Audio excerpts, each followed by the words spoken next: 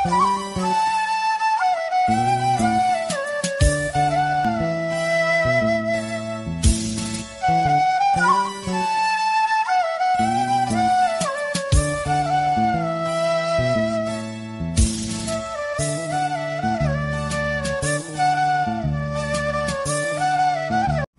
Guys, எல்லாரும் எப்படி இருக்கீங்க? கண்டிப்பாக சூப்பராக இருப்பீங்க அப்படின்னு நம்புகிறேன். சென்னையில் பயங்கர வெயிலுக்கு அப்புறம் கிளைமேட் வந்து பார்த்தீங்கன்னா இன்றைக்கி சூப்பராக இருக்குது. அந்த ஹாப்பி மூமெண்ட்டோட நான் வீடியோ வந்து ஸ்டார்ட் பண்ணுறேன். இன்றைக்கி நம்ம பண்ண போகிறது வந்து கர்ட் ரைஸ் தான். கர்ட் ரைஸ் தான் இப்போ நான் தாளிப்பு வந்து பண்ணிகிட்ருக்கேன். ஸ்டார்டிங்லேயே வந்து கிளைமேட் நல்லா இருக்குது அப்படின்னு சொன்னோமேன்னு பார்க்காதீங்க. இது வந்து நான் சாட்டர்டே வந்துட்டு வாய்ஸ் கொடுத்துட்ருக்கேன். எடுத்தது வந்து பார்த்தீங்கன்னா ஃப்ரைடேவும் தேர்ஸ்டேவும் நான் வந்து கர்ட் ரைஸ் தான் பண்ணியிருந்தேன். அதனால தான் வந்துட்டு நான் கிளைமேட்டை பற்றி சொல்லியிருந்தேன். இது வந்து பார்த்தீங்கன்னா பயங்கர வெயில் கொளுத்துறப்ப நான் வந்து பண்ண கர்ட் ரைஸ் அது.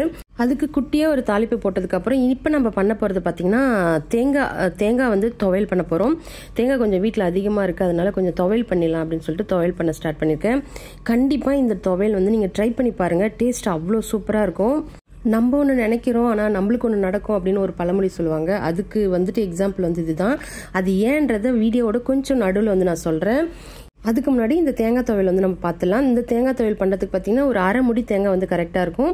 இந்த மாதிரி நீங்கள் துருவி கூட போட்டுக்கலாம், இல்லைன்னா டெசிகேட்டட் கோகோனட் இருந்ததுன்னா கூட நீங்கள் போட்டுக்கலாம். அதில் 1 டேபிள் ஸ்பூன் அளவுக்கு உளுத்தம் பருப்பு லேசாக வறுத்ததுக்கப்புறம் அதில் காஞ்ச மிளகா, அதுக்கப்புறம் நம்ம கட் பண்ணி வச்சுருக்க தேங்காய் போட்டுட்டு இது நல்லா வந்துட்டு வதக்கணும். தேங்காய் வந்து ஓரளவுக்கு கொஞ்சம் நிறமாறினா போதும். உளுந்தம் பருப்பை மட்டும் கொஞ்சம் நிறமாறுற அளவுக்கு வறுக்கணும். இப்போ அது கூடவே வந்துட்டு ஒரு சின்ன சைஸ் அளவுக்கு புளியும் தோல் உரிக்காத பூண்டும் சேர்த்துட்டு இது நல்லா வந்து கலர் சேஞ்ச் ஆகிற வரைக்கும் வறுத்துக்கலாம். உங்களுக்கு விருப்பம் இருந்ததுன்னா தனியா சேர்த்துக்கலாம். அது ஒரு விதமான டேஸ்ட்டாக இருக்கும், இது ஒரு விதமான டேஸ்ட்டாக இருக்கும். நீங்கள் இதை ட்ரை பண்ணி பாருங்கள், இது கண்டிப்பாக உங்களுக்கு பிடிக்கும். இது நல்லா ஆறுனதுக்கப்புறம் நம்ம கட்டியான ஒரு துவையல் பண்ணி எடுத்துகிட்டு வந்துடலாம்.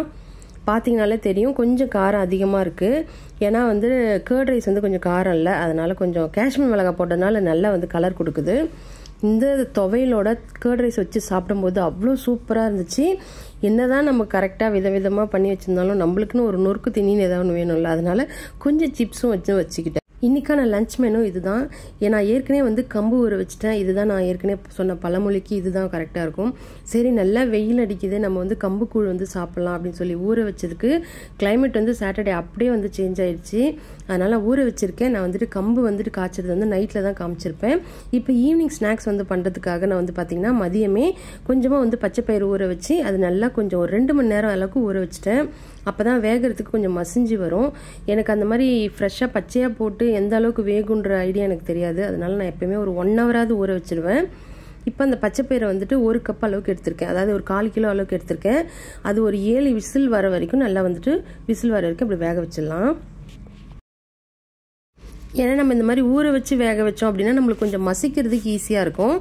இப்போ இது நல்லா வந்து மசிச்சு விட்டுட்டு இப்போ இது கூட வந்து நாட்டு சக்கரை, வெல்லம் இல்லைன்னா வெள்ளைப்பாகு எது வேணாலும் சேர்த்துட்டு இது கொஞ்சம் கட்டியாகிற வரைக்கும் வதக்கி விட்டுட்டோம் அப்படின்னா அதுக்கப்புறம் நம்மளுக்கு பிடிக்கிற பதம் வந்து வந்துடும். அதனால் இது மிக்ஸ் பண்ணி விட்டுட்டு இப்போ இதுக்கு தேவையான அளவுக்கு வெல்லம் போட்டுக்கலாம். வெல்லம் வந்து சேர்த்துக்கலாம். நான் வந்து 1 கப் அளவுக்கு வந்து பச்சைப்பயிறு சேர்ந்துருக்கேன் அப்படின்னா நான் ஒரு 3/4 கப் அளவுக்கு வந்து வெல்லம் வந்து எடுத்திருக்கேன். அது வந்து கரெக்டாக இருக்கும். வெல்லம் வந்து பார்த்திங்கன்னா லேசாக வந்து இலகி வரும். அது வரைக்கும் வந்துட்டு நல்லா கிண்டி விட்டுட்டு அது கூடயும் கொஞ்சமாக வந்து சுக்கு பொடியும் அப்புறம் ஏலக்காய் தூளும் வந்து சேர்த்துருக்கேன். இந்த ரெசிபி வந்து ரொம்ப நாளாக இவர் கேட்டுக்கிட்டே இருந்தார், அதனால தான் இது வந்து இன்றைக்கி நான் பண்ணேன். இப்போ போதும், இதை ஆஃப் பண்ணிவிட்டு நல்லா ஆறுனதுக்கப்புறம் இந்த மாதிரி நீங்கள் உருண்டை பிடிச்சி வச்சிட்டிங்க அப்படின்னா நம்மளுக்கு வந்து ஈஸியாக இருக்கும் உருண்டை போட்டு எடுக்கிறதுக்கு. உங்களுக்கு அப்படி சரியாக உருண்டை வரலை அப்படின்னா ஒரு 1 ஹவரை வந்துட்டு ஃப்ரிட்ஜில் வச்சிங்க அப்படின்னா கொஞ்சம் வந்து திக்காக ஆரம்பிச்சிடும். அப்போ வந்து நீங்கள் எடுத்து நீங்கள் இந்த மாதிரி உருண்டை வச்சிங்க எண்ணெயில் போட்டு பொரிச்சிங்கன்னா ஈஸியாக இருக்கும். இதுதான் வந்து கரெக்டான அளவு. இப்போ இதுக்கு ஒரு பேட்டர் வந்து ரெடி பண்ணிடலாம் மேலே கோட்டிங்காக. அதுக்கு எந்த கப்பில் நீங்கள் எடுத்தீங்களோ அதே கப்பில் 1 கப் அளவுக்கு மைதாவும் கொஞ்சமாக வந்து அரிசி மாவும் சேர்த்துக்கலாம். இது வந்து இந்த மெத்தட் உங்களுக்கு பிடிக்கல அப்படின்னா நீங்கள் வந்து இட்லிக்கு அரைக்கிற அந்த மாவில் வந்து கொஞ்சமாக தண்ணி ஊற்றி கொஞ்சம் தோசை பதத்துக்கு அந்த மாவு வந்துட்டு நீங்கள் மாவுலே கூட போட்டு நீங்கள் அதை பொரிச்சு எடுத்துக்கலாம். உங்களுக்கு இந்த மைதா மாவு பேட்டர் பிடிக்கல அப்படின்னா அதோட திக்னஸ் எப்படி இருக்கணும்னு பார்த்துக்கோங்க. இந்த அளவுக்கு இருக்கணும். இப்போ அதை நம்ம ஒன்று ஒன்றா வந்துட்டு டிப் பண்ணி நம்ம எண்ணெயில் போட்டு பொரிச்சு எடுத்துக்கலாம். சூப்பர் டேஸ்ட்டாக இருக்கும். கண்டிப்பாக ட்ரை பண்ணி பாருங்கள். ஏன்னா இது கடலைப்பருப்பில் தான் வந்துட்டு நார்மலாக வந்து சுசியம் பண்ணுவாங்க. இந்த சுசியம் பார்த்தீங்கன்னா வந்து பைத்தம்பருப்பில். இது கொஞ்சம் ஹெல்த்தியும் கூட. ஈவினிங் ஸ்நாக்ஸ்க்கு ரொம்ப ரொம்ப சூப்பராக இருக்கும். இது வந்து பார்த்தீங்கன்னா பிளாக் டீயோட சாப்பிட்றதுக்கு நல்லாயிருக்கும். என்னதான் இருந்தாலும் நம்மளுக்கு அந்த பால் டீ மாதிரி வராது. இப்போது இது வந்துட்டு செஞ்சு முடிச்சதுக்கப்புறம் டீ போட்டுட்டு ஈவினிங் பிரேக்ஃபாஸ்ட்டை வந்துட்டு முடிச்சிட வேண்டியது தான். மேக்ஸிமம் வந்து நைட்டு பிரேக்ஃபாஸ்ட் இருக்காது. ஏன்னா இதுவே நல்லா ஃபில்லிங்காக இருக்கும். இப்போ நான் பண்ணிகிட்ருக்கிற டைம் பார்த்தீங்கன்னா ஈவினிங் 6 o'clock. அதனால் வந்துட்டு ஈவினிங் டின்னர் வந்துட்டு கண்டிப்பாக இருக்காது. ஏன்னா அதோட ஃப்ரூட்ஸோடு முடிச்சிக்கலாம் அப்படின்றதுக்காக நான் நைட்டு டின்னர் வந்து எதுவும் போடலை. மைதா மாவு வந்துட்டு இருக்கிறதுனால வெள்ளை வெள்ளைன்னு இருக்குது. உங்களுக்கு சப்போஸ் வந்துட்டு இந்த கலர் பிடிக்கல அப்படின்னா நீங்கள் கொஞ்சமாக மஞ்சத்தூள் சேர்த்துக்கலாம். அது வந்துட்டு பார்த்தீங்கன்னா முந்திரி கொத்து மாதிரி அவ்வளோ கலராக இருக்கும். உங்களுக்கு விருப்பம் இருந்துச்சுன்னா இப்படியே கூட போட்டுக்கலாம். இது நல்லா திருப்பி போட்டுட்டு 2 சைடு நல்லா கலர் வந்ததுக்கப்புறம் நம்ம எடுத்து சாப்பிட வேண்டியதுதான். ஆனால் டேஸ்ட் வந்துட்டு நார்மல் கடலைப்பருப்பை விட பட் பைத்தம்பருப்புன்றது கொஞ்சம் டேஸ்ட் வித்தியாசமாக தான் இருக்கும். ஆனால் ஹெல்தி. கண்டிப்பாக ட்ரை பண்ணி பாருங்கள்.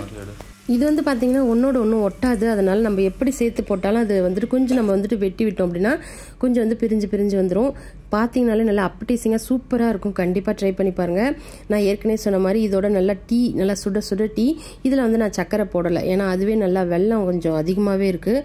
அதனால் நான் சக்கரை போடாமல் இந்த பால் டீயில் வந்துட்டு ஈவினிங் பிரேக்ஃபாஸ்ட் வந்து முடிக்க போகிறேன். கண்டிப்பாக உங்களுக்கு பிடிக்கும் அப்படின்னு நான் நம்புகிறேன். வீடியோவை நான் இதோட முடிச்சுக்கிறேன். கம்புக்கான ரெசிபி வந்து நான் வந்து அடுத்த வீடியோவில் வந்து இன்க்ளூட் பண்ணுறேன். அதில் வந்து ஃபுல் டீட்டெயில்ஸ் நான் கொடுக்குறேன். இப்போ நான் இதோட இந்த வீடியோ முடிச்சுக்கிறேன். இது வரைக்கும் பொறுமையாக பார்த்தவங்க எல்லாருக்கும் ரொம்ப ரொம்ப நன்றி. தேங்க்யூ.